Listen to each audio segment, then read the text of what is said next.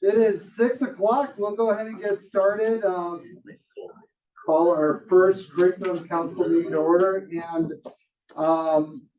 we have a presentation with it. We do have some that are joined online, and I know the other board member representatives should be coming shortly, but I thought what we'd do is just go ahead and start off with introductions.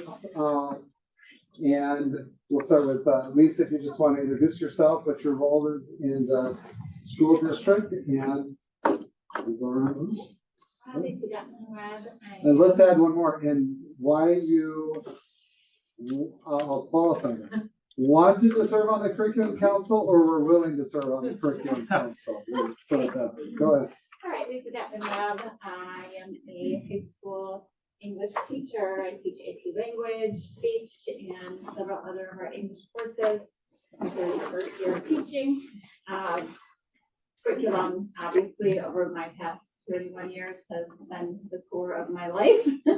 And obviously something that's very important to me, and more importantly to the development of our students' education. So this was an important position for me.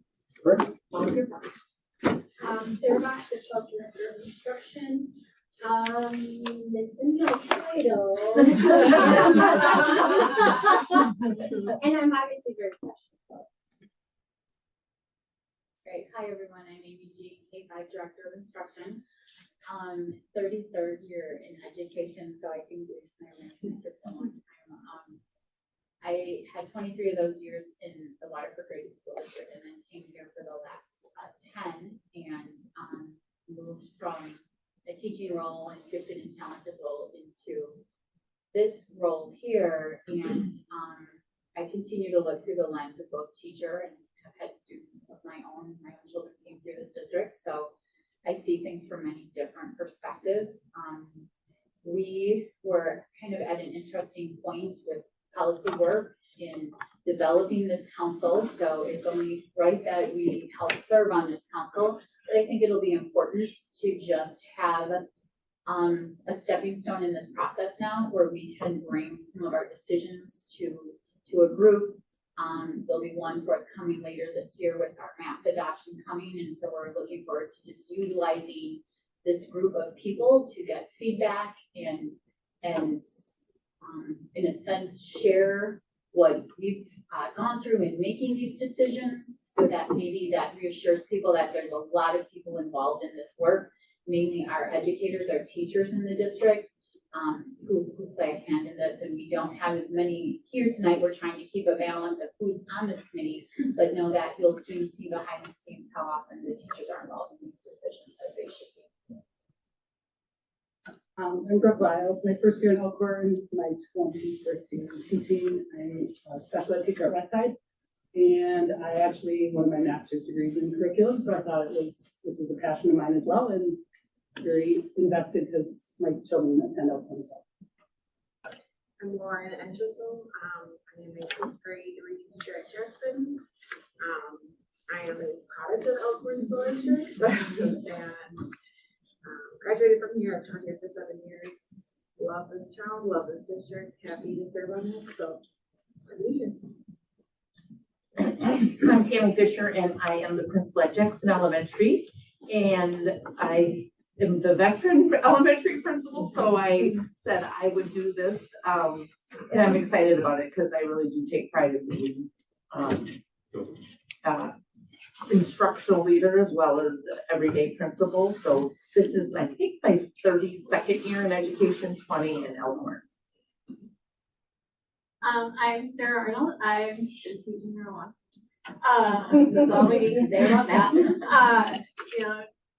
Two of my kids graduated from here, and they're going in vastly different directions, but I think the school district did a wonderful job here. Prepare Jonathan for the Air Force and Betsy for her career and that, and I love the district. I love my job. I love being able to help kids at this time in their lives, and our curriculum is a huge part to getting them ready to go out and make a difference in the world, and also a big cheerleader for service and serving your community, and what a better way to serve our community. Brian McBurney, principal at the middle school. We needed a middle school rep, and I was happy to do that. It's just from the standpoint of like really being passionate about curriculum as well, and having almost two middle schoolers myself. So it's just and it's kind of one of the things that I work on as a principal that makes me feel the most connected to what's going on in the classroom still. So it's one of my favorite parts of my job. So Dan Keel, principal of the high school. That was long, 31 years. Basically, Jason said we needed a principal for each level.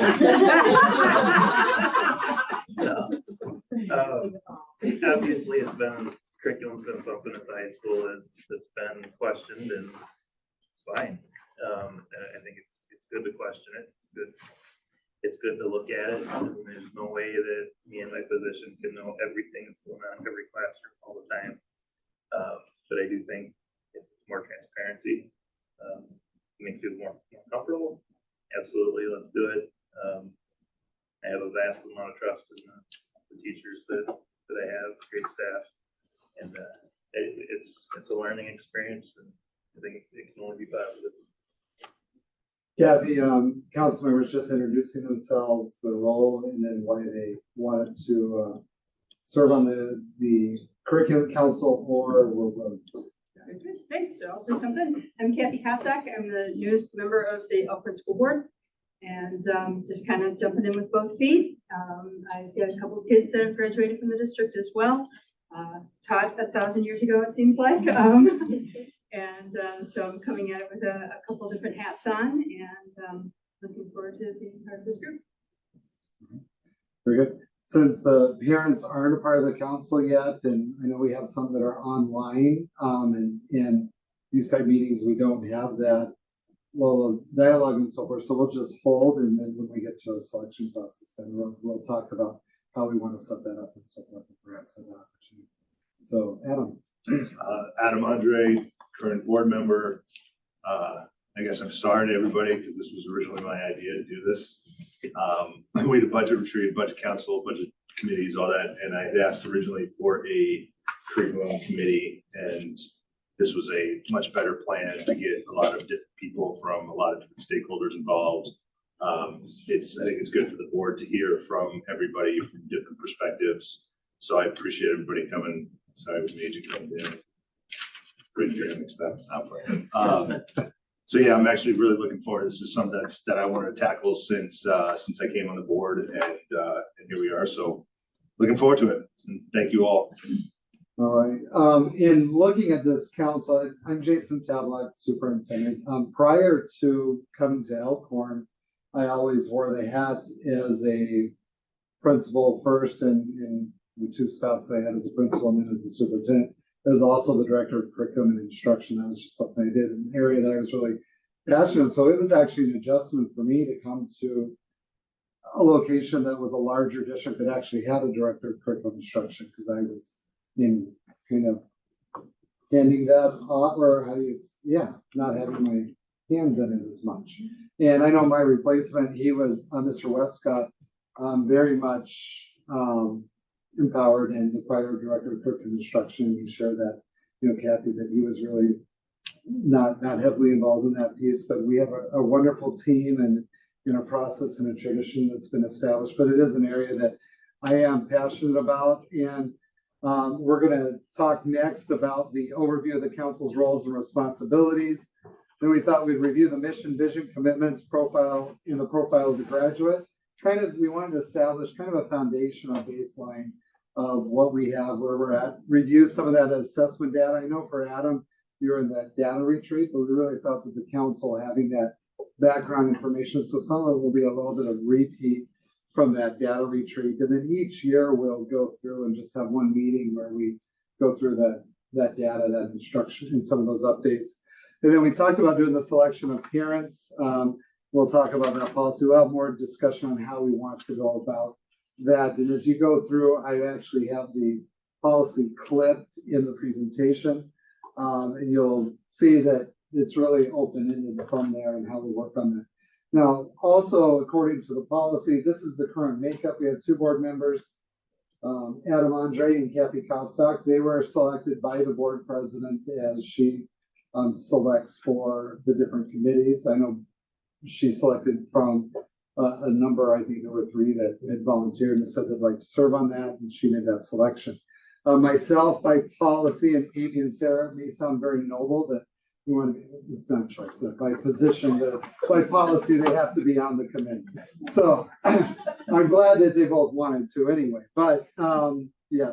Then by policy, it states that 1 principal from each grade level span. The grade level spans are 4K to 5, 6, 8, and 9, 12. So Mrs. Fisher, Ryan McBurney, and Dan Kill did all voluntarily step up. There were other individuals that were there. And so I appreciate you all being willing to serve in that role. 1 parent, non-staff member from each grade level, 4K, 5, 6, 8, and 9, 12.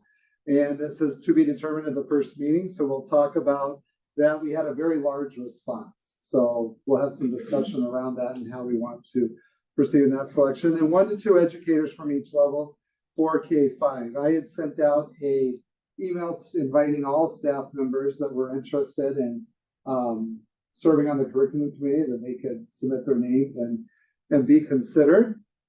And at the elementary level, Brooke Lyle and Lauren Whistle were selected, and it was because you're both exceptional, but you also were the first 2. And I wanted people from different buildings. So I think Jackson had like 3 that had volunteered, and Westside had 2. And so thank you very much for your willingness to serve on the committee. And then at the middle school, Chandra, how does Chandra say your last name? Sorry, Chandra. Wyrock, that's what I was going to say. No, I was going to say Chuck on it. So Wyrock, thank you, Chandra, for stepping up and being willing to serve in the position. Do you want to introduce yourself? Let everybody know what your role is. And Sure. Hi, I'm Chandra. I work at the middle school and I teach Spanish there. all right. Very good. And then we have Sarah Arnold and Lisa Desmond Webb, who both stepped up at the high school and volunteered to serve. Okay, so the schedule and per policy will meet quarterly. The way the school year goes, we kind of felt that it didn't make sense to try to hold a meeting in June or July. I'm sorry, we do have a meeting in June, but not in like July or August. That would be a challenge there. So this is all subject to change in the draft. Again, my hat is no greater than anyone else's on the council. So if you guys think, hey, we need to shift the schedule around, I know in some discussion, because of the number of applicants that we have, to give fair time for review and so forth, I'd like to schedule another meeting just to focus on, give everybody time to look and see what were the letters of application, that were letters of interest submitted from the parents, so that we can come back and do that selection prior to the next meeting. Amy, Sarah and I thought April would make a good timeline based on some of the material selection updates, which is one of the duties of the curriculum council, is to review that curriculum selection and material selection. Then we thought that a third meeting in June to do standards review, because every year the board has to approve standards and so forth. We thought that would be good to have the curriculum council go through that type process, make any recommendations for changes to the board. Also, it's a time frame for new course approvals and those type pieces, which is a duty of the curriculum council. So we thought that would fit there. And then in September, kind of look at doing a curriculum instruction retreat, mission, vision, and the goals and so forth. Thoughts on that sort of timeline or structure, aside from a special meeting to be held for that, finalize that parent selection of the council members? Does that look okay to everyone? Okay. So I don't want to do all the talking, so I'm going to go ahead and Chandra, if you can kick us off. I did want to just go through and read the actual, this is right from the policy, so everybody knows exactly what the role is. If you want to read the first slide. Sure. Council's role. All curriculum and instructional program proposals shall be submitted to the curriculum council for review prior to being submitted to the full school board for approval.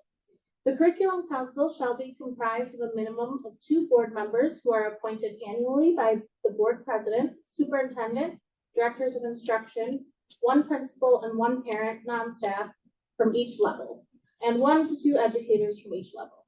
Parents interested in serving on the district's Curriculum Council will submit a letter of interest to the school board president. The Curriculum Council will annually appoint a parent representative from each level. Parent representatives may serve for 2 consecutive years. Okay. And that's all the language in relation to how the individuals are selected and so forth. So we as a group will just need to determine what's that process that we want to go through to select the parents on there, because it's the Curriculum Council will annually appoint a parent representative from each level. All right. Let's go ahead, Lisa. Curriculum Council roles and responsibilities. The role of the council will be to make recommendations to the school board for approval. The responsibilities of the council will be to attend scheduled meetings each school year and an annual curriculum and instructional retreat, which will center on the following goals. Provide updates on the progress of the district curriculum implementation, current committee work, and material selection. Review the effectiveness of the curriculum and instruction of the district by examining assessment data on the annual basis. Review newly developed written curriculum and standards before they are submitted to the Board of Education for approval. Review information on best practices for curriculum, instruction, assessment, and grading and reporting. Any questions or anything you want to discuss on any of those items? All right. Sarah, break it out. You knew 1 and 2 in the past. Course approval process. Proposals for new courses or substantial curricular changes to existing courses include course deletions may be made by staff, task forces, content teams, leadership teams, or others. The group proposing the course will submit it to the building leadership team. If a proposal has an impact on more than 1 building, it should be submitted to each of the buildings impacted by the proposal. The building leadership team or teams will review, amend, and/or augment the course proposal and submit it to the Curriculum Council. Let's see, 3, even reading me. The Curriculum Council will review the course proposal in relation to the K-12 curriculum instruction philosophy and standards. If the Curriculum Council has concerns about the course proposal, it may refer the proposal back to the building leadership team or teams for further study, clarification, or reconciliation, specifying the reason for concern. All right.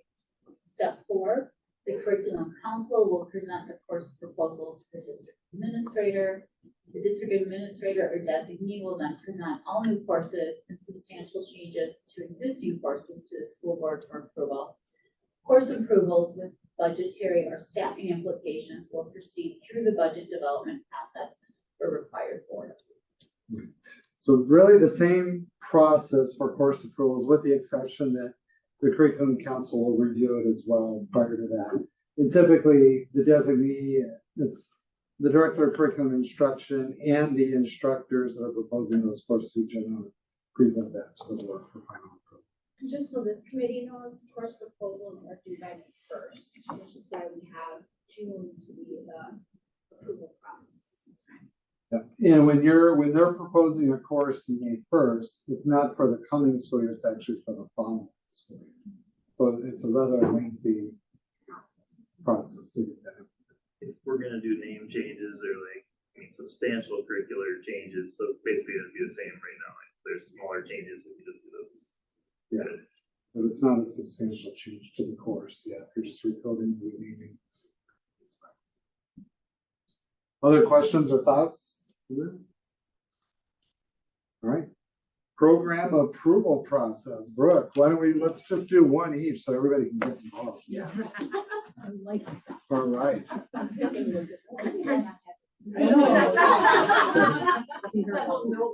Yeah. 1, proposals for instructional programs may be made by staff, task forces, content teams, leadership teams, or others. 2, the group proposing the program will review the proposal with groups that may be impacted by the program. For example, leadership teams, special district task forces, or committees, or strategic planning teams. The group proposing the program will submit the proposal to the Curriculum Planning Council. The Curriculum Planning Council will review the program proposal, consult with group proposing it for clarification and or changes if necessary, and present it to the district administrator. The district administrator will present all new programs and substantial changes to existing programs to the school board for approval. Program and or program component approvals with budgetary or staffing implications will proceed through the budget development process. For required board approval, program component proposals without budgetary or staffing implications will be refined and implemented by leadership teams.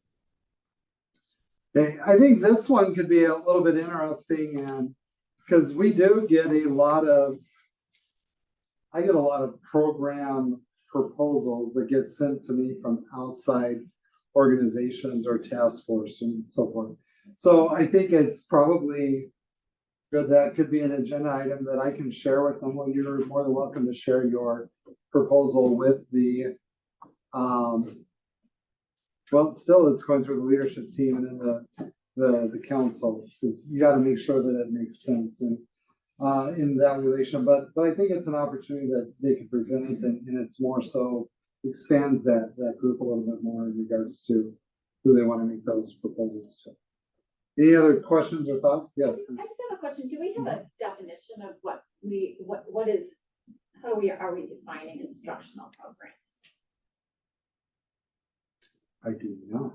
I could Google a definition, but as far as what's in that process, but that's a good question. Is that I view it as anything under the umbrella that it could be an after-school program, it could be a independent study program, it could be a class, it could be a summer school program or pathway. So we partnered with some groups. I know that there was a dance instructor here in the community who wanted to set up a program opportunity for students who wanted to do higher level dance and earn credit during the day. So we entertained that and looked at what are ways, how could we set something up in that fashion. So I've approached it from a pretty broad umbrella. Thoughts though on that? I don't want to say anything and everything under the sun, but that's where, when I say we get approached on a lot of instructional programs, a lot of it are like, educators, credit unions say, hey, we have many courses related to financial wellness and awareness, or things like that might fit more even in the community-based piece. But seeing it all over the board, some summer STEM academies, things like that have been brought forward. Other thoughts? Does that mean like Lisa's musical is like that's not gonna have to go through the curriculum committee? You can't even go a year ahead. You be planning 2 years out. I think that's already an instructional program that's in place. So it's not the specific musical, it's just the program. Yeah, that's already a program in place. And I would look at, and we've modified, or at least granted an opportunity for students to also earn credit and recognition of that education by and that instruction by. Other questions or thoughts on that? Okay. Who do we finish off with? Right? I think it's me. The school district shall not discriminate in the selection and evaluation of instructional and library materials on the basis of sex, age, race, color, religion, national origin, ancestry, creed, handicap, pregnancy, marital or parental status, or physical, mental, emotional, or learning disability, or sexual orientation, gender identity, and gender expression. Discrimination complaints should be processed in accordance with established procedures. Information regarding the district's curriculum and courses can be found on the district's curriculum administration website. All right. That's standard boilerplate language that is also embedded within the state statutes and law as well. So, any questions related to that?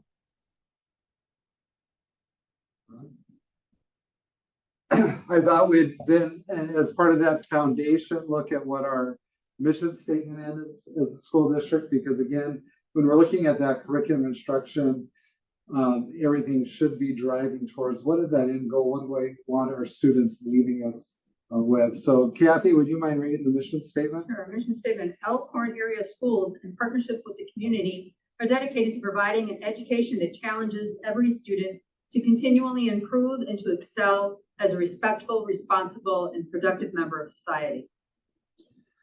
All right. The vision, when you say, and I don't know, I go back and forth. I kind of feel, well, is this even needed? Is it antiquated? My first year here when I came in, the district had just a few years prior gone through a strategic planning process where the mission statement was developed, the district goals were developed, the belief statement was developed. And you'll see that in the boardroom and around. And I felt they were very relevant. I felt the mission statement was very relevant then. And I don't think that it's, at least from my perspective, I haven't ever pushed to reevaluate or redo that. And I mean, that's something, the new, or the school board as a general, if they wanted to revisit that, they could, but I felt it kind of reflects that values within the district. The vision was based out of Covey's work when we did a board retreat and the administrative retreat and looked at, where we were at, looked at all those belief statements and so forth. And in Covey's work, you really emphasize the need for everybody within an organization to be able to relay what the target is or what is a specific measurable outcome that you hope to have across the board. And at first, we spent a lot of time on that. We had like a paragraph. And it kind of, people felt that, well, we don't know if that nobody's going to remember a paragraph. And so it ultimately came down to top 10% in all we do. The reason why we felt that we could ask every single member within our organization, whether it's food service, custodial, the English department, could reflect on what does that look like to be in that top 10%. We're not just talking about that number or that data point. It's what does it look like to excel as a teacher, as a classroom, what we provide to our students and as a school. And I can say early on, we would have, I think it was embraced because I would have people tell me all the time, well, Mr. Taylor, we're not top 10% of this. But, hey, Mr. Taylor, driving to Sunset Park for girls softball is not top 10% of all we do. Direct quote. I mean, things like that were brought out and brought forward, and I appreciated that. Are we top 10% in all we do all the time in every way? No, but it's something, it's kind of that target to strive for. So that's where it was set as that vision. It's not because we view students as a data point or a number, but it's that striving for excellence in everything we do. That's where that vision came from. If it needs to be updated, those are things that we could certainly have discussions around. And I am proud to say that in most aspects and by most measurables, we have hit this point. And I think it is something that a lot of teachers, I guess you guys could speak more to this. And those, have you guys heard this, seen this, you know this, or was like Mr. Town, we haven't heard anything about that? Have we heard that statement? Yeah, so Oh, yeah. that's a Yeah, target. absolutely. Yeah. Okay. All right. Shared commitments. This is an administrative team focus that we had in looking at how do we help ourselves get to that top 10% of all we do and fulfill that mission statement. I just want you to be aware of what we've worked on, and we've really felt that leveraging relationships, and I know as a staff, we really had that as an emphasis, and we know how critically important relationships are with our students and with our families and with the community. Students won't learn from people they don't like. It comes down to that as much as I think educators and people, we think, well, not all my students need to like me. It's, we're not going to have all our students like us, but it is hard to get a kid to learn from us if there isn't that positive relationship there. Responsiveness, provide students with access to developmentally appropriate academic, behavioral, social, and emotional resources that they need at the right moment in their education.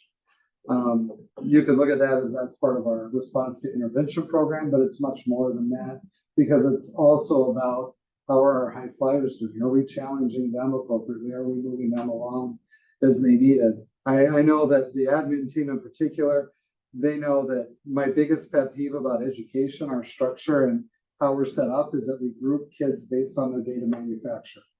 It's a very arbitrary number. Oh, you were born in this 12-month time period. Therefore, you're gonna be grouped with that cohort for the rest of your school career. As if that's the most common, the greatest commonality that they have related to all those students. I don't think that's a responsive approach. So we have developed structures all throughout the district to help us get to that point, because we know that kids are not going to learn and progress if the instruction isn't responsive at the appropriate level, whether that's rigorous enough or at the low enough instructional level for them. Rigor, we want to provide every student with access to appropriate learning experiences and educational expectations that are academically, intellectually, and personally challenging. We'll utilize inquiry-based collaborative strategies to challenge and engage students in content, resulting in increasingly complex levels of understanding. I think when you look at programs like Project Lead the Way, that's a very heavily inquiry-based. That's one of the reasons why we looked at that and embedding that at that elementary level through. I know they're going through a math adoption right now, and how much of it being inquiry-based and teaching students how to think and how to learn and how to do that is critically important. And that personally challenging aspect, what are those structures we have in place to meet those kids where they're at? Relevance. EASD will provide learning opportunities for all students that are directly applicable to real-world context, personal aspirations, career pathways, and cultural experience of students. Thoughts or questions on those 4 R's? I know Rita kept trying to add a 5th R. I don't remember what it was. We never let her officially adopt it because it didn't start with R. It was really bugging. But anybody remember what the 5th R was? All I right. thought we were arguing over responsiveness and responsivity. We have Responsitivity. And I think for those of us, how many in this room know what the original 3 R's were? Do you guys remember? Right, and how many of those didn't even start with R, but, we were having a discussion one day about how obsolete that is, and that if we just put all of our chips in reading, writing, and arithmetic, we're not gonna be preparing tomorrow's future, so we sat down and we wrote that to match these shared commitments, so. Not that reading, writing, and arithmetic or that literacy, math literacy, and English literacy isn't critically important. We know that, but we can leverage these points to get that, maximize that growth there. Okay, and then we broke this out. What does that look like? The relationships, response to rigor, relevance. What does that look like at each of those grade level spans? I'll go through this. I mean, it's there for you to take a look at. I'm not going to do a deep dive on that. But we wanted specific targets for each of those grade level spans within those areas. And then that work, out of that work became a profile of a graduate, because we wanted to look and see, this is related to the Redefining Ready dashboard. Yeah. I should explain. Thank you, Seth. So the Redefining Ready was something that the board looked at. We were early adopters. It's probably been 7 years now. And the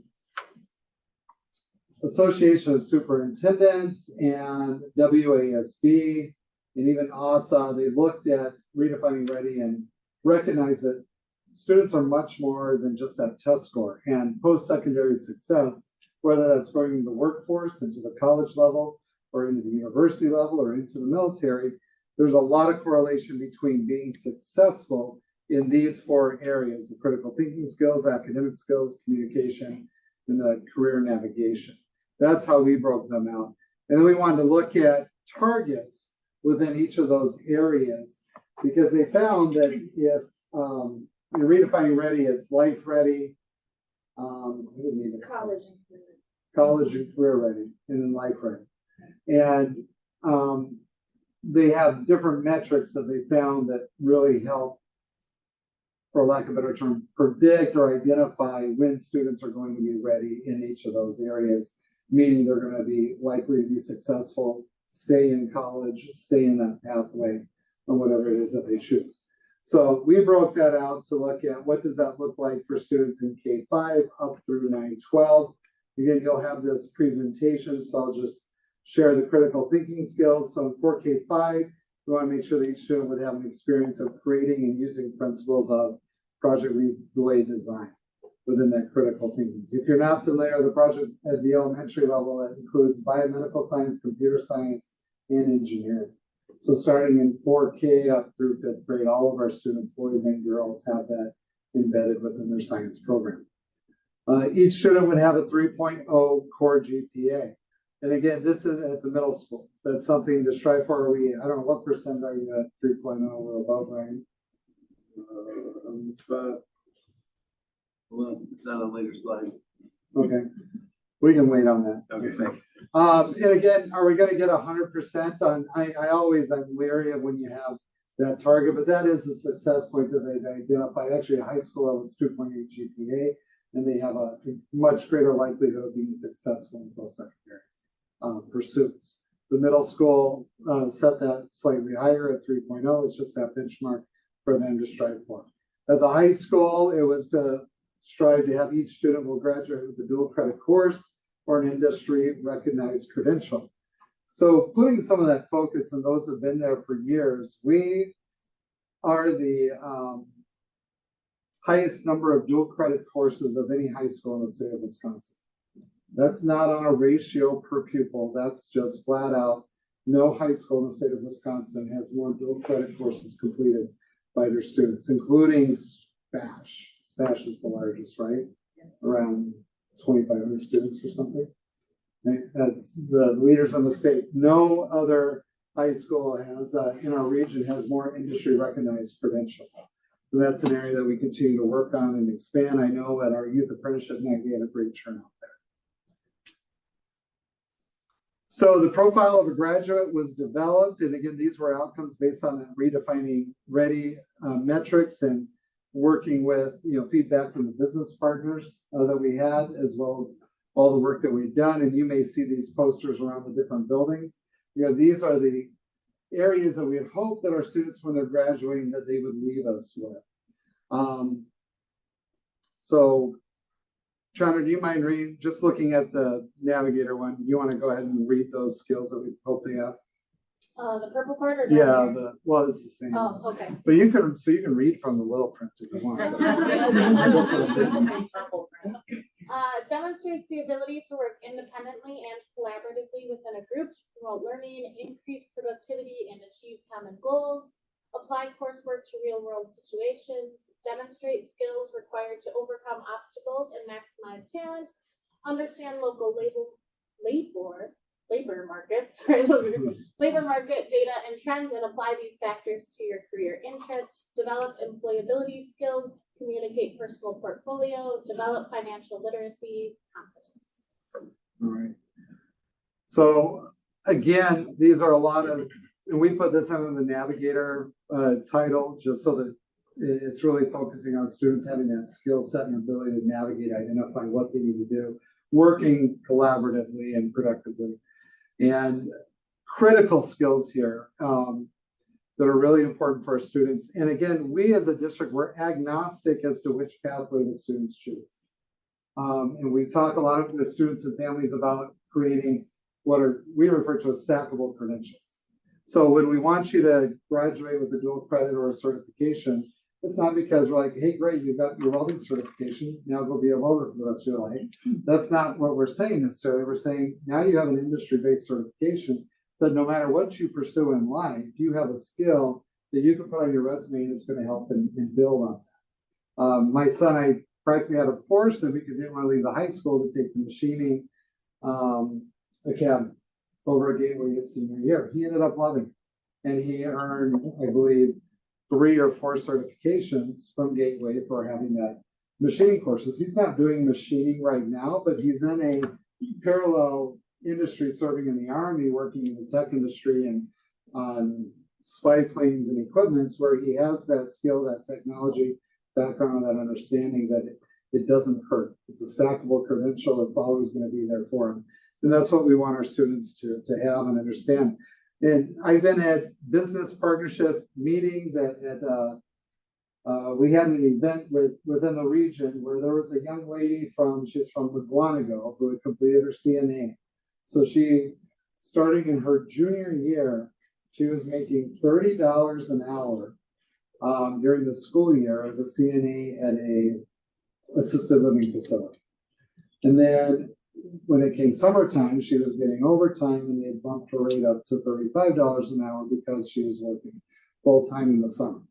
You start thinking, holy smokes, 35 bucks an hour is a high school senior because she had stackable credentials and enabled her to get into that labor market and that workforce. She was not going to be a CNA for the rest of her life, but she was going to be pre-medicine within that 4-year degree. Was her goal. It's a stackable credential, helps build on it. She certainly could have chosen to go and be a CNA and go right in the workforce and do that for however long she wanted. Resilient. Why don't we go ahead, Sarah, and then we'll pop for now. You can call on whoever you want. Read whatever you want and then pass it on. Don't roll your eyes. We just got done talking about that. Manage one's health and support the well-being of others, be respectful and empathetic to others, set personal goals and apply efforts to continuously improve, demonstrates use of good judgment and positive decision-making, acknowledge and understands diverse perspectives and cultures, considering local, national, and world issues, and demonstrates service to community. Any thoughts on that one? I did a lot of talking on the last one. Thoughts on why those are important characteristics or traits? I think resilience is one of the things that some of our kids have lost. I think it's been very easy for some kids to quit and say, I can't do this. And I think it's a mindset that you need to continually challenge them. Failing's okay as long as you learn from it and move forward. I think there is a greater mindset to me of kids that are okay with failure than what I'm comfortable with, I guess. Why do you think that is? Everybody's a winner their whole lives. And I don't know that we do our kids a lot of justice when we don't let them fail. I think it's important for them to fail, and we use that failure to set them up for success later. And I think it's really important for us to be able to do that with kids because things are relatively low stakes now too, right? Like now's the time when you have the support of so many people in your family, your community, and at the school to be able to fail at something and learn how to overcome it. Like now's the time. We don't want to send somebody out into the world and try and figure that out on their own when they're 18, 19, 20. Like when we can kind of wrap your arms around them as a community right now and help them through that. It becomes more costly later too. I mean, if you look at statistics of students that drop out of a 4-year college program or a 2-year college program, I think a lot of that is because they haven't failed before. They haven't struggled before. And when they hit that wall, and at that point, they don't have the people around them to help them work through it.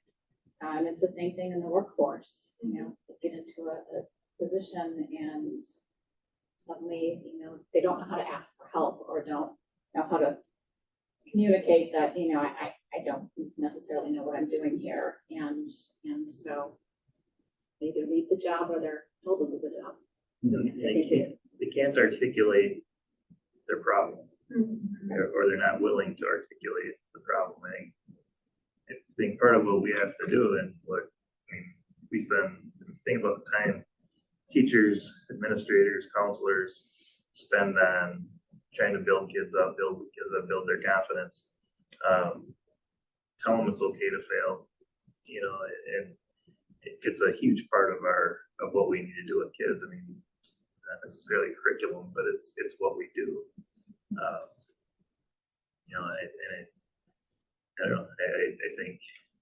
I don't know why resilience has gone by the wayside a little more. I think communication in general's changed, but I do believe that it has. And I still think if a kid doesn't do their work, what's their punishment?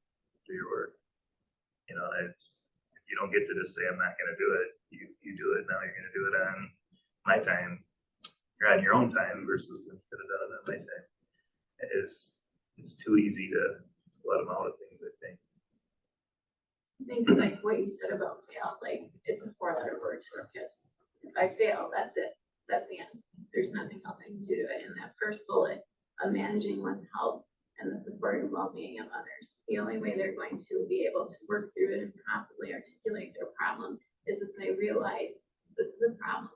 And now I have to figure out the paths to get around it, or to solve it, or to get better at it, and so on. And if they can't figure that out for themselves, how are they ever going to help someone else?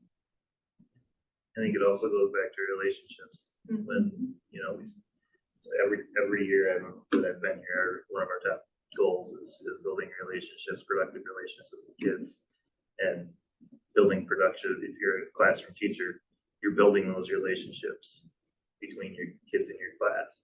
You want kids to be able to disagree. How can they respectfully disagree with each other?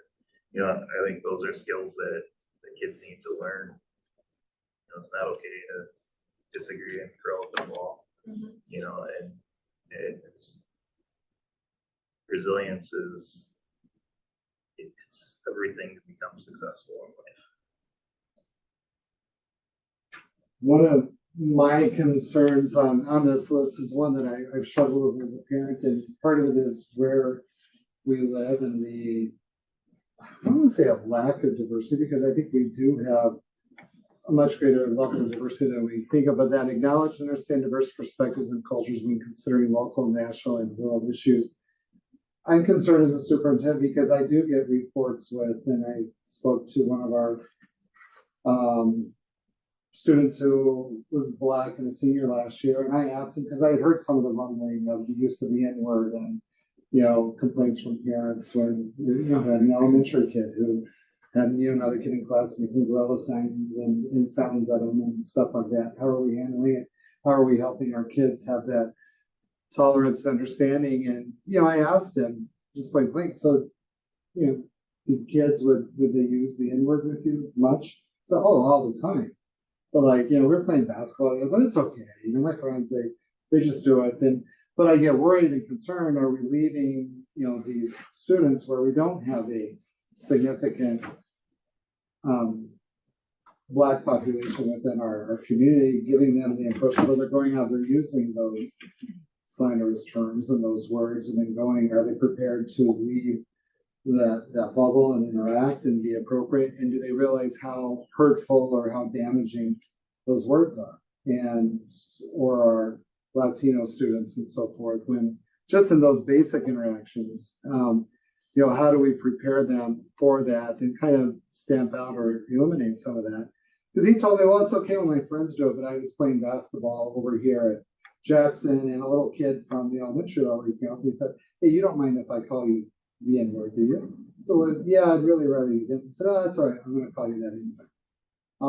So during the game. So I think there's definitely work to do on that front. I don't know, Adam, any thoughts? You had an opportunity, I know, in your own life of spending some time on some real neat experiences on that from a worldwide level. How do you bring that into a community like Elkhorn? I really like what you guys all said about the, you know, not letting the kids fail and then teaching them how to stand up from that. I gotta echo those statements, because that's, in my personal life, I think that's really important. That part of, Jason, what you're talking about, I mean, those issues are wildly important from a world perspective, from an outside of Elkhorn perspective.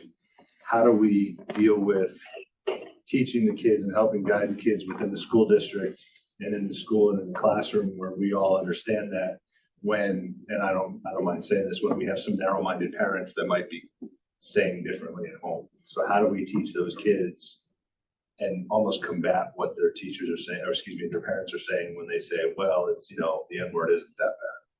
I mean, I've seen, you know, having a student say that to another student in the school system, that's just not okay. But then how do you kind of overcome that with the parent? That would be my, that's a challenge. And I can't imagine, you know, Ryan, we've talked about it a little bit, and we'll talk about it, but how do we fix that in the schools? How do we empower the teacher to say something that the parent might be against in the betterment of the kid in their future from a world perspective, from an outside Elkhorn perspective? That's a question I don't have the answer to, but, you know, Ryan and I have had a brief conversation about it. What are we gonna do? How are we gonna combat it? I don't know, but that would help figure it out. I think that's when that curriculum is super important. Like we read the law of not discriminating based on all these different ideas in that. And the more we can give them a window to look through and see the world, whether or not their parents are saying numbers not that bad, at least they'll get a steady message that, okay, in your household, that may be what you think and that, but here, this is what the rule is, and this is what we're saying. I mean, we focus at the high school level, and you want to focus at, if your kid says something stupid, you know, you go, obviously we don't tolerate it at all. But I think there's different, you can't punish a kid into thinking differently. You know, I mean, you get 5 detentions, we'll suspend you home. Well, okay, that's not gonna fix a thing. Talking through it, putting kids into different scenarios, explaining to them what happens in the workforce when they do those things.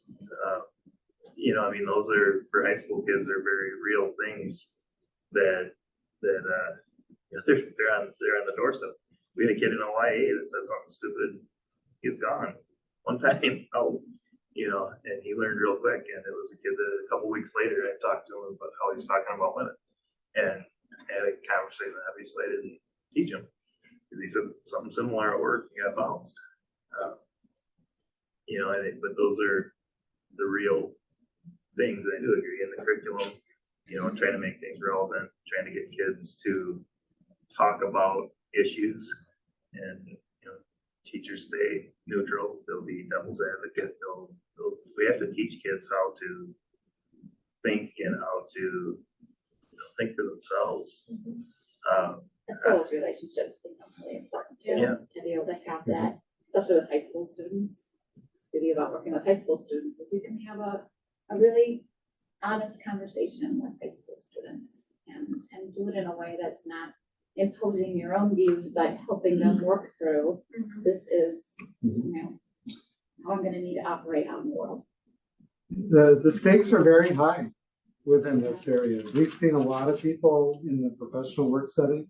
I mean, so even in the Army, there's a zero tolerance for that. You're gone if you cross that line. And it's just not tolerated. I've seen kids lose scholarships because of a Twitter post. So you've all seen that and that damage that can be done. I had a 7th grade football player this year. I'm going through TikTok and incredible highlight video that he had put together. I thought it was awesome that he had all of these highlights from there.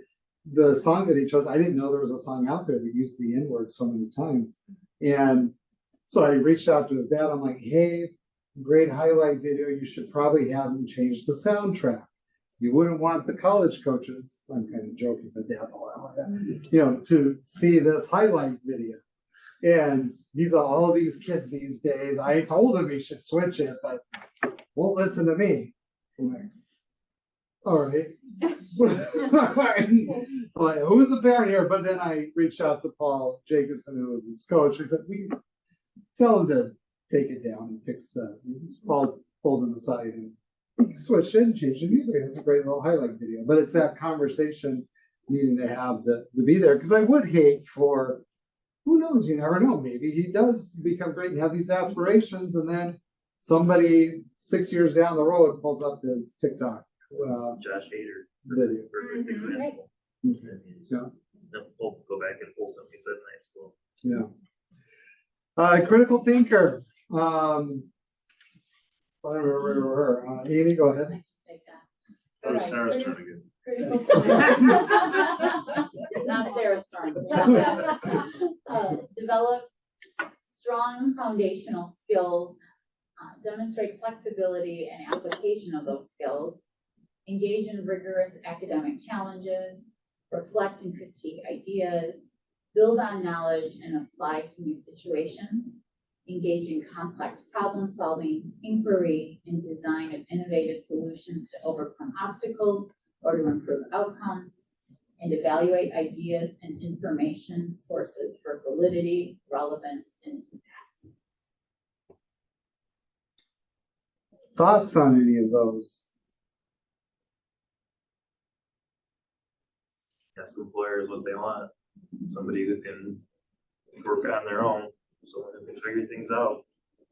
You know, they don't want cheap. They want someone who could critically think about what they're doing and figure out new ways to do things.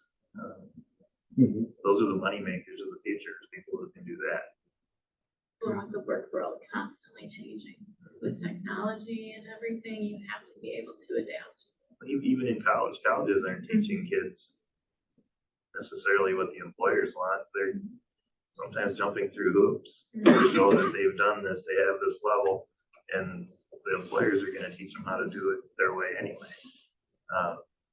You know, I see it with one of my kids who's in engineering, and it's like they're learning things that professors tell them, you know, this is kind of obsolete, that's a process you need to go through. You know, it's a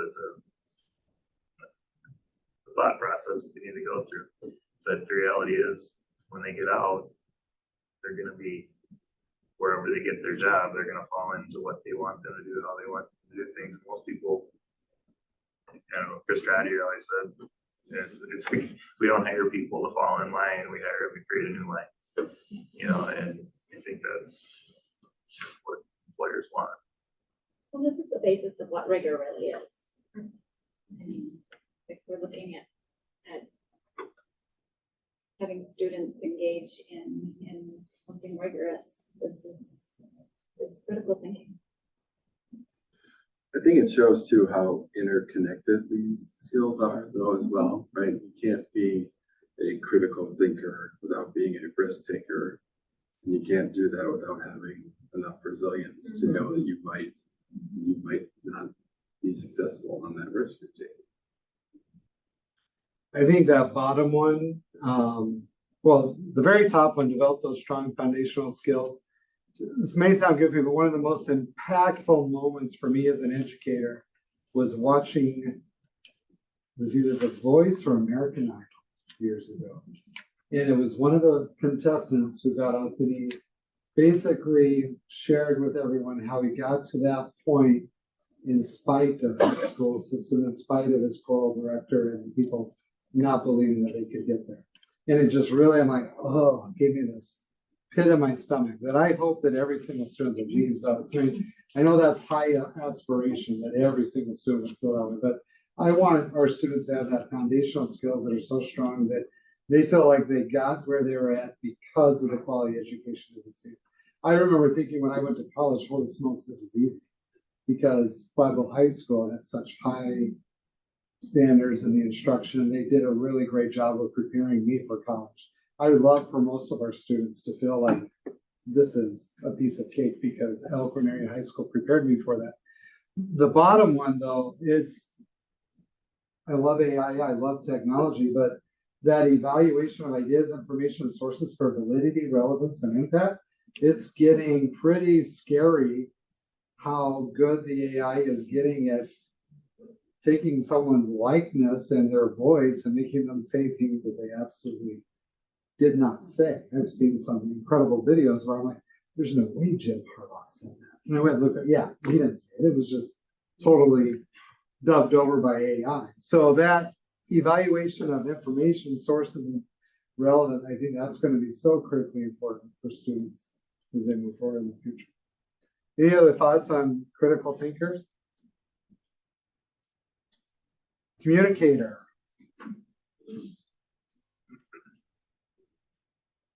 Did you pick Tammy? Is that what you said? No, that's my son. Okay, go ahead, Tammy. Speak and write Oh, with yes. clarity, listen actively, know your audience and understand the purpose, and choose precise language. If appropriate, incorporate media to enhance ideas, demonstrate visual fluency.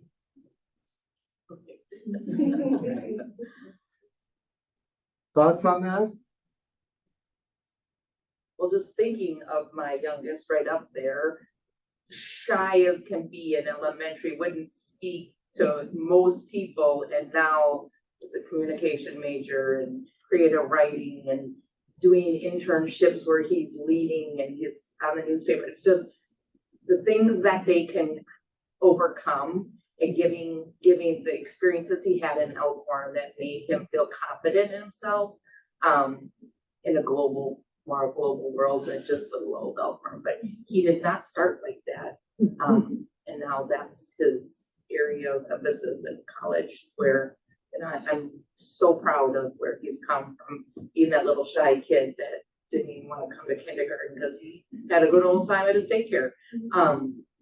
And now how he really has that confidence in himself, able to speak clearly and concise and precise, and educates his old mom many times on lots of things, which is, how cool is that to be learning so much through our children as well? I think it's so important in the digital age we're in right now too.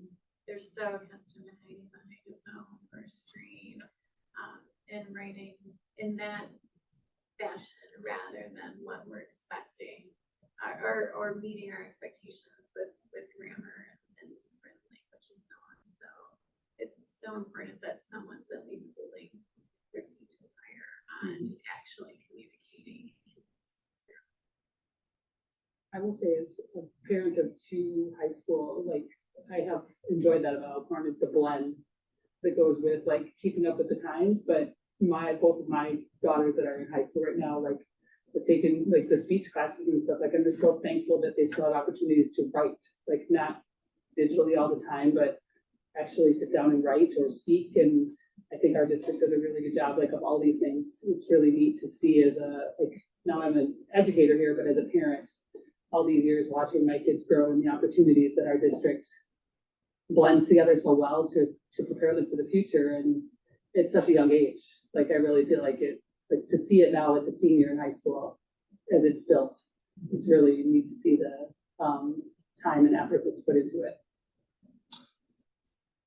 The ability to write with that clarity and understanding your purpose, that language is so critical. I've worked with a handful of educators over the time, no one in this room, where because of the way they write their emails, we all know it, I'll use proper terminology, the jerk email, who always is like, geez, what's wrong with this person? Because just their writing, and they don't mean anything by it, but it's the way they write it, the way they post it, the way they share it, the tone. Yeah, they really need Grammarly, so it can do the little emoji at the bottom to show you what your tone is. No, they need the. Have any of you ever? I think we did today. There's an AI that actually puts spicy, and you can make it more spicy or less spicy. Okay, well, less spicy. Those are the conversations. And I had these conversations when, in one case, an educator I thought is a fantastic educator and just was baffled. Why were parents always upset with him? And I finally sat down and went through the email and said, look, this is, you're being a jerk. Yeah. What do you mean? I'm just being direct. Could you rephrase it this way? Could you rephrase it this way? Could you take that tonality out? And so it's such a critical skill. And one that, plug your ears, English teachers. I hated English in high school. I'm like, I know. I hated writing. I had no idea. Absolutely. I had no idea how much writing I would have to do in my career. And there's so many kids that go into careers that they may think in high school, I'm not going to have to write much. I won't call any names out of it, but you guys probably haven't had them as students. Police, law enforcement, it's amazing how much writing they do. Every single item, every single report, they're writing. I guarantee you most that are in law enforcement had no clue. Oh my gosh, I'm gonna have to write pages a day. And I can dovetail on that because my son is a police lieutenant, and the stuff he gets from his subordinates is atrocious. And he has complained about that and has said, where do these people go to school? So, and he went to Elkhorn, so obviously he's doing it right. but has said that the amount of writing he's needed to do in his career is unbelievable. A lot of my kids going into the military think the same thing, and Jonathan does so much writing. Yeah. So many reports and write-ups, and the need for that sort of language in that. precise language. I think that's pretty well. Any other thoughts related to that, those profiles of a graduate? These are areas and items that I look forward to as curriculum council. If there's pieces that, hey, we'd like to review this, or we feel like we'd like to update this, or this is out of date. This is the exact to set that bar and kind of those visions of what those outcomes are, because it really does drive our work. And as we go through our data pieces, you'll see that setting that vision, that board goal of, hey, let's focus on that redefining ready as those outcomes and those pieces that really has driven that work, that infrastructure, those pathways, those opportunities that we've built for students over the years. Hey, Jason, Yeah. I'm going through some kind of tying them all together.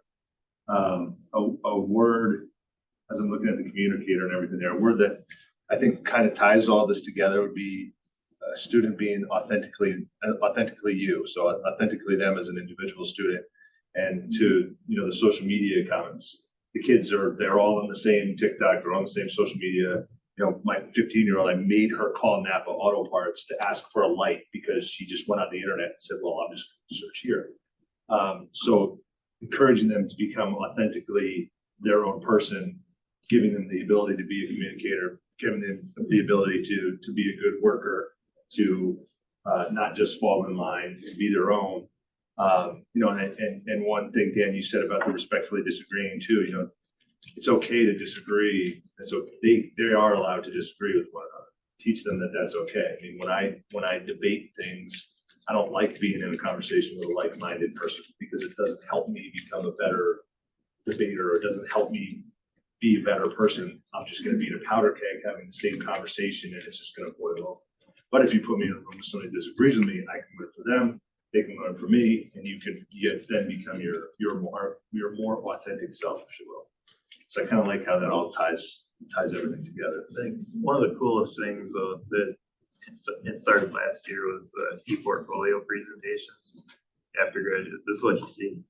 I mean, when you go through the portrait of a graduate and the kids are talking about all the things that they accomplished in school and how that's going to tie into what they're going to do next. It's really cool. I saw some kids that I had one kid, he was, I didn't really do anything. I didn't do anything. I didn't have any certification. And the counselor knew him. He's like, well, didn't you do this? Well, yeah. Okay, put that in there. And how long have you worked at the same place? Well, 3 years. And just, you watch the kid's confidence build. He needed some prompting, but his confidence as he went through that e-portfolio presentation, he hated school. He absolutely hated school. Mm-hmm.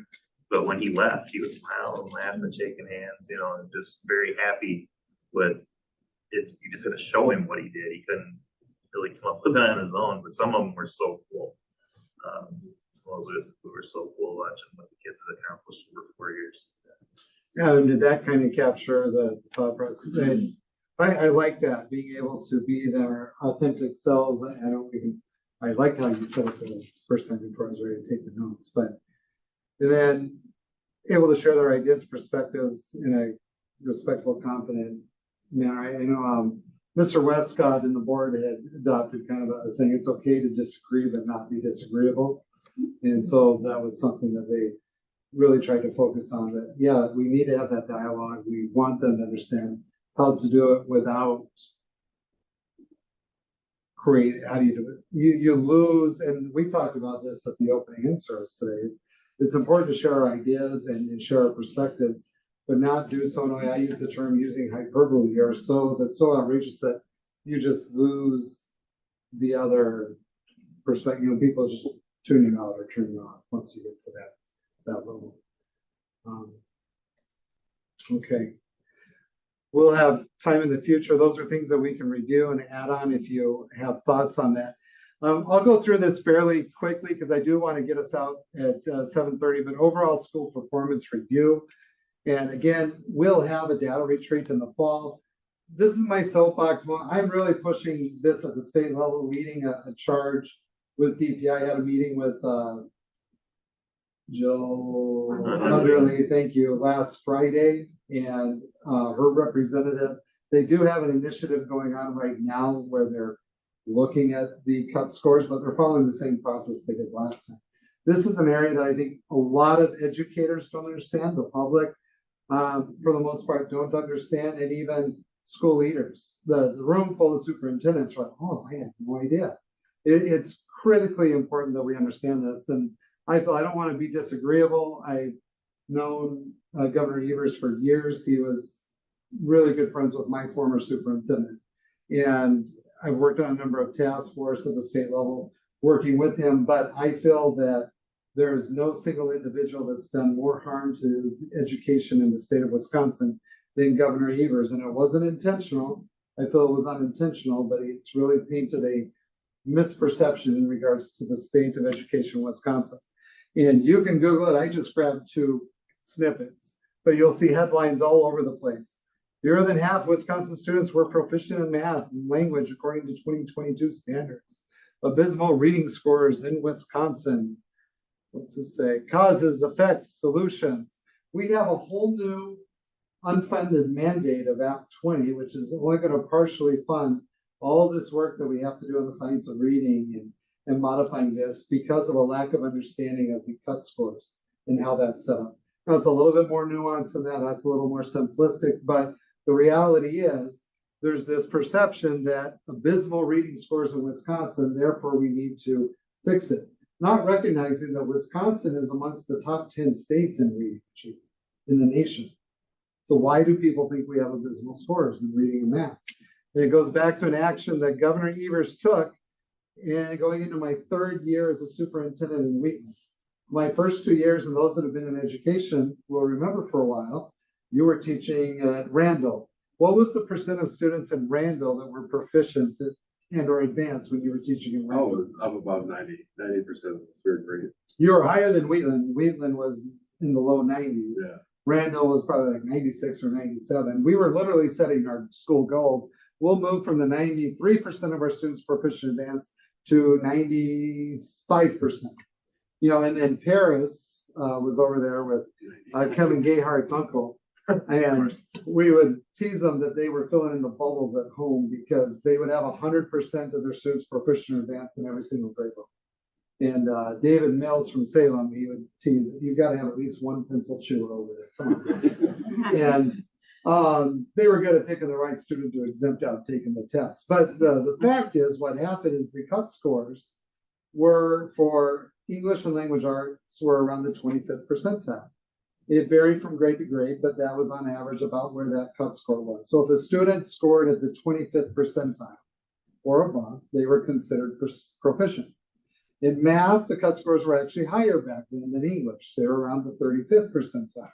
So if a student scored at that 35th percentile or above, they were considered proficient in math, which if you look at Brooks within special education, what's the range for an average student? What's considered average? In that 25th to 75th percentile? Well, that's what they told me when Hector was going there. No, he's at the 26th percentile. He's just great because he's average. He's within that average range.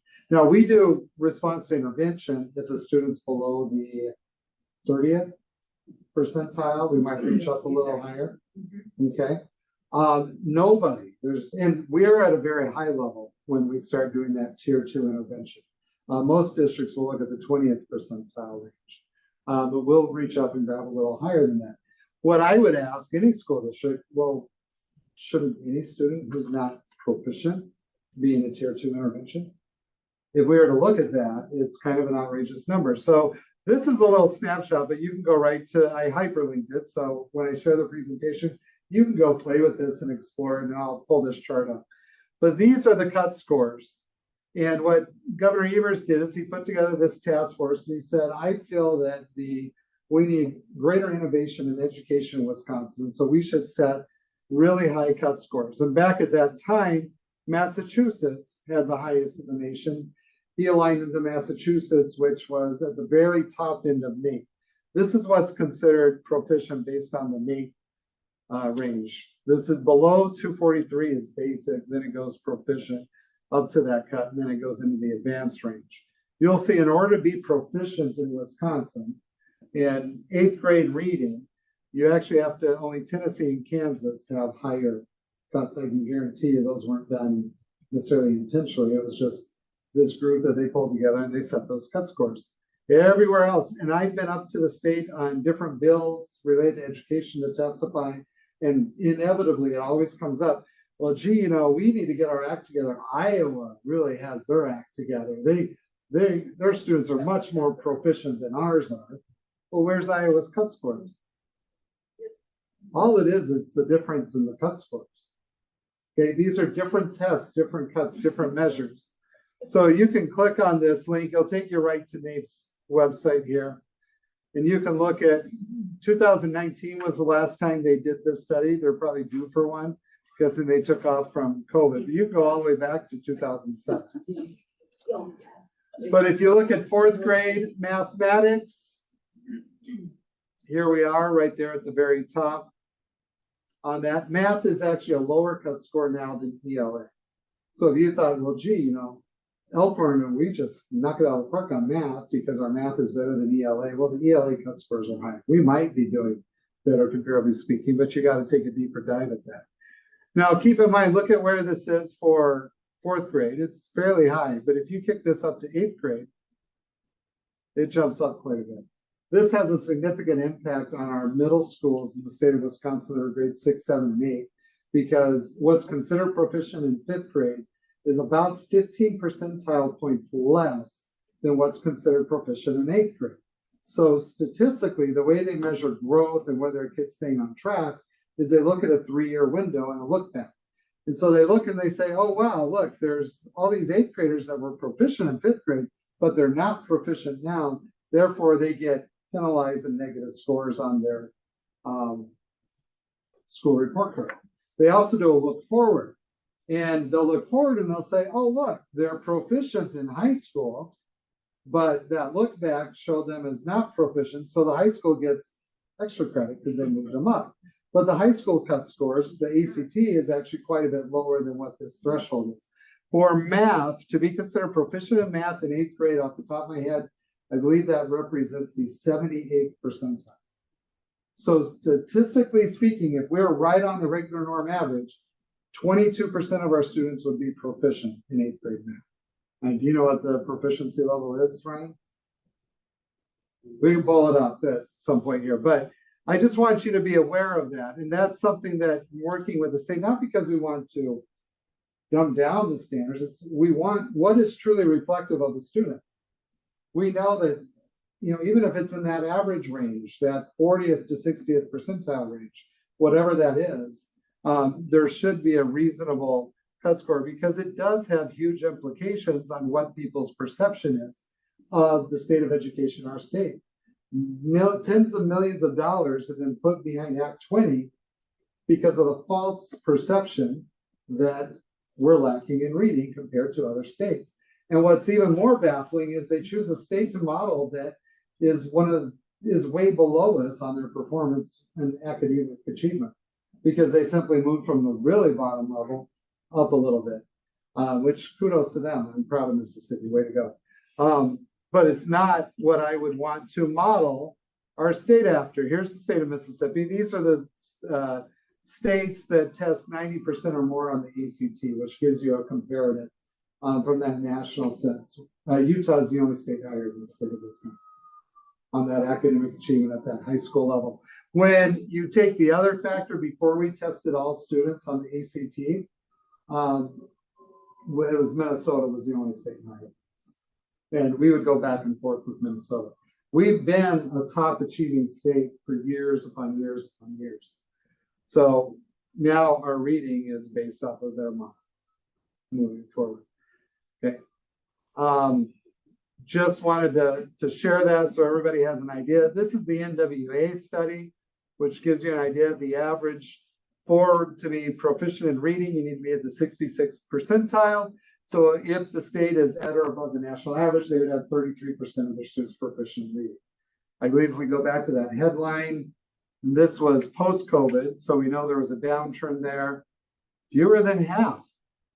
Well, yeah, but it was like 38%, 5% greater than the national average. And for a large, population that's included in that study, that's statistically very significant. And amongst one of the best states in the nation. But because of where those cut scores are, that's not what's communicated. People get a false impression of it. Here's the, see if I can move this one so you can look at the 8th grade.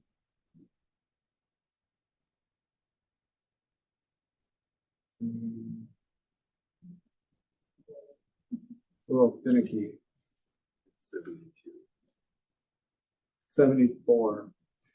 I think when this, and I have seen it as high as that 78, but in this range, you got to be the 74th and 94th percentile to be proficient. That means if you're going to be advanced, which is where you get that extra credit on the board, you got to be at that 95th percentile or higher. Okay. So it's important to have that context when looking at these items.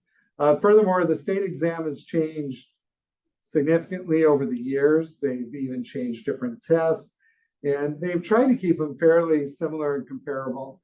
But it does, probably the biggest thing that changed is they changed the priority areas and the weighting and how that factors in. And they base this off of demographics because they wanted to break the association of socioeconomics with the overall performance. The schools that were typically hit the hardest were schools like Jackson, which had high achievement and high poverty, because they put more of an emphasis on growth rather than on achievement. And so if you're already a high achieving school, you're not, the way the formula is set up, you're not going to have very high growth. So this was our district in 2012-13. This is our district now. This was the Elkhorn Area High School. 2011-12, again, now 8.6, doing very well. State averages are here. We're significantly above the average, especially in mathematics there. The middle school, this is one, and if you go and look at Badgers or many of these other middle schools under the new formula and the way it gets set up, I know this was even a dip of about 10 points from the year before, right? How many? It was 4/10 of a 4/10 of a point is up? Okay, it dropped us down a category. All right. So if we were 57, then it would be that different one. When you're looking at, again, the achievement scores are there, the growth numbers are poor. And when you look at part of the reason why is our elementary scores, again, the achievement levels are so high as we go and we look at the elementary scores, that when you get to that 8th grade and you do that look back, it really impacts the growth negatively. So like right here, Tibbetts is a good example in the sense that I believe when Brian looked at this, this was they're in the 99th percentile on math. I think there's one elementary school that had a higher math achievement score. But what he thought was somewhat humorous was look at their math growth. Even though their math achievement score went up, their growth number went down. It's just how they do the formula and look at that. And because they're going into that middle school at such that high level, any decline in that does have a negative impact on it. So the state is working on the school report cards. We don't put a huge emphasis on it because we use that redefining ready metrics. U.S. News and World Report, I just think this is funny because I've never heard of a whitewater metro area, but we're #1 whitewater metro area. We are, in all seriousness though, and not that I'm a huge fan of U.S. News and World Report, because they put a big emphasis on the AP exam, which that's all right. We have decent numbers. We're number 52 out of I think 600 high schools in the state. We're in that top 10%. We're in very elite company with it. We're the highest rated high school in Rock, Walworth, Kenosha, Racine County, the Southeastern Conference. That being said, they don't count our dual credit courses or our Project Lead the Way courses.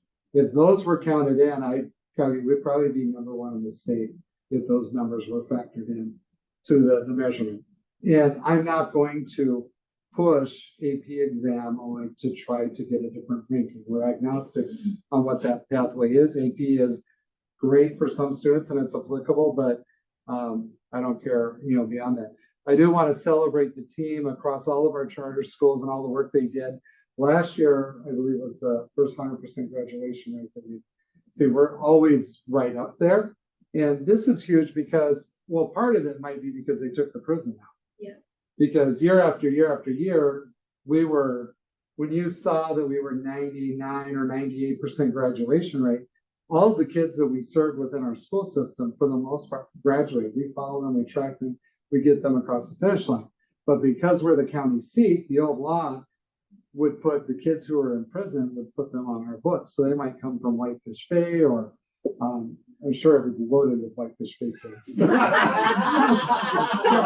I just say that because I know there was one kid from Whitefish Bay who left prison, didn't graduate, and he went on our books for not graduating.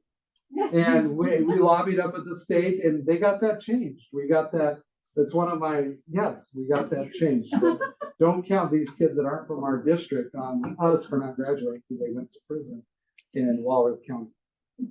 Okay, redefining ready. I know a lot of you have seen this. It's that dashboard. We kind of talked about that a little bit. Again, you can go through the hyperlink on it. It really helped set up. I'm not going to go through the video for the time's sake, but you can view that if you want. I think most of the staff, you've seen that. This is a big push at the state level. They are incorporating more components like the CTE pathways and certifications and those pieces. And we have to tie in our Skyward because our report card didn't accurately reflect how many industry-based certifications and everything that we completed. It actually showed us below the state average, and we're leading in the state. So we've got that fixed for next year. So those are all scooped and counted. This was our first year, I believe, we put the Redefining Ready report card together. We did start tracking the data back in 2015-16. And oops, this gives you a little bit of an idea of our growth. So when we looked back then, we had 143 students taking the AP exam. 47% passing rate. So keep that number in mind. I think another area that we're really proud of is these dual credit college classes in 15-16, 473 seats in dual credit college classes. This is this last year's. Another area that we are really proud of, co-curricular participation has a huge impact on how students do. 61% was the rate. Back then, we're at 78%. Actually, dipped a little bit. We've gotten into the 80s. 84 was that high mark. Yep.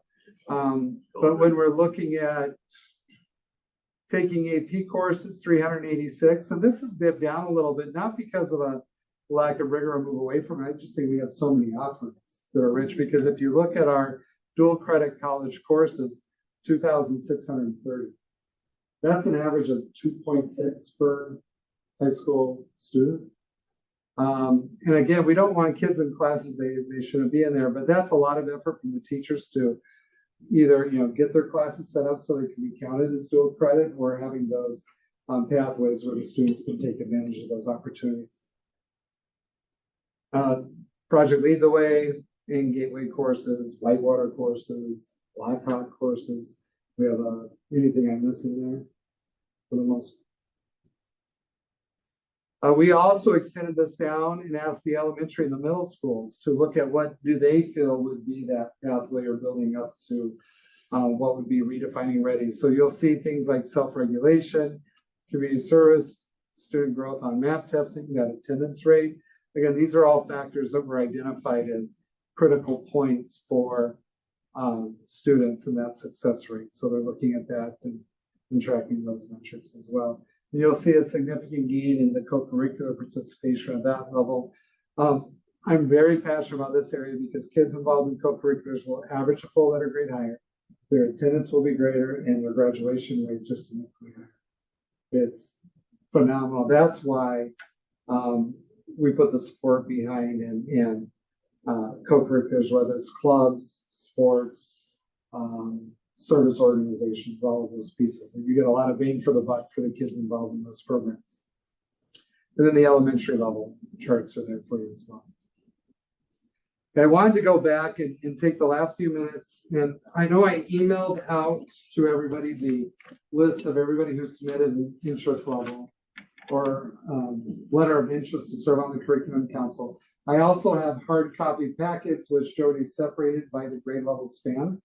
there's several parents who have kids at multiple grade levels.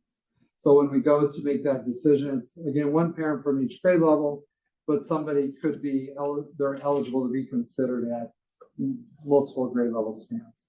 So if everybody's in agreement with that, rather than staying here and going through the packets and trying to make a decision tonight, I'd recommend that we give everybody time to go through the packets and we send out a doodle or find a date in a few weeks or in February where we can get everybody together again, which would be plenty of time before April, and just have the meeting where we do the selection of the parents. Does that work for everybody? Okay. The process to that is going to be similar to the board. That's right. Would you like to, now, when we did the appointment for the board, we invited everybody to come in for a short interview. And he had a set of questions. Would you like to do that and invite everybody to come in and go through that? Okay with me. I think and that's that would follow the same process that we did for the board appointment. I thought that was good because then it gave everybody an opportunity that wanted to come in.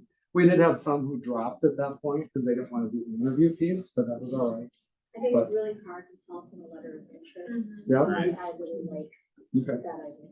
Yeah, then my recommendation would be that we include anybody who submitted the letter of interest by today. That I asked Jody to find a date for all of us and set up an interview. We'll follow the same pattern as the board interviews. I think we did 5 questions or so. 7. 7? There we go.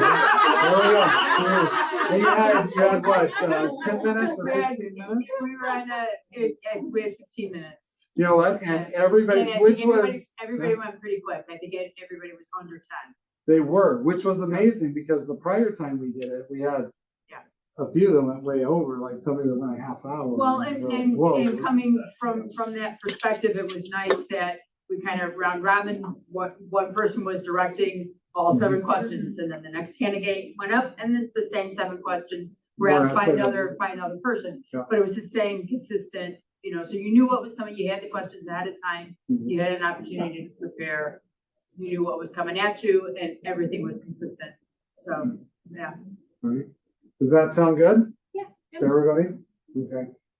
Excellent. Then we'll have Jody go ahead and do that, and we'll get the invitations out to everybody. We'll schedule that meeting for February. I'm kind of thinking does Monday night opposite of the board meeting, does that work? What is today the 3rd Monday? Yes. Yeah. No. 1/8. Yeah. Yeah, it is. It's the 3rd Monday. Yeah. All right. So does the 3rd Monday work in February for everyone? Okay. We'll get the 3rd Monday in February then.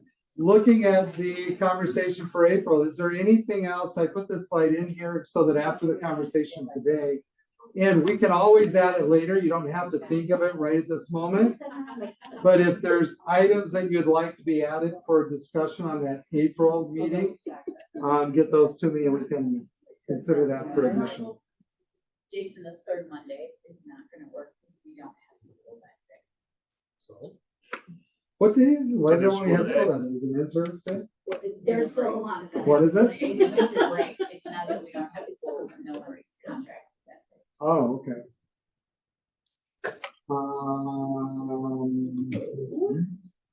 So do we want to do the Tuesdays are bad because those are athletic nights for games, right? Usually. Tuesday, Thursday, Friday, Wednesdays are usually it's church night. We could go to the 20. Oh, so then, no, we're not gonna work this. Yeah.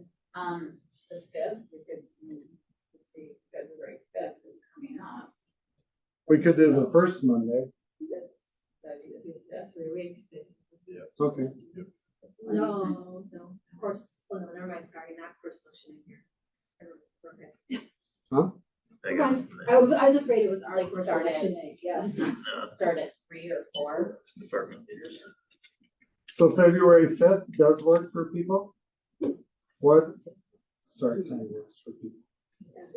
So 3 would be hard for the elementary to go 4. Adam, Kathy, does that work for you? Yeah, that's 4? Figure it out. Start at 4 o'clock. That would be interviews, okay? And we'll bring food in that night for, I knew it was coming, I was waiting for it. well, we'll do some dominoes. No. We'll do something nice for food. I'm never gonna hear the end of it. You keep bringing it up. I know. All right. Great. And then if there's agenda items that you want to add for that meeting in April, please let me know. And, yeah, we'll go with that. I think I was gonna have a district advisory committee on, I usually do those on the first, I'll move that. All right. Okay. Thank you, everybody.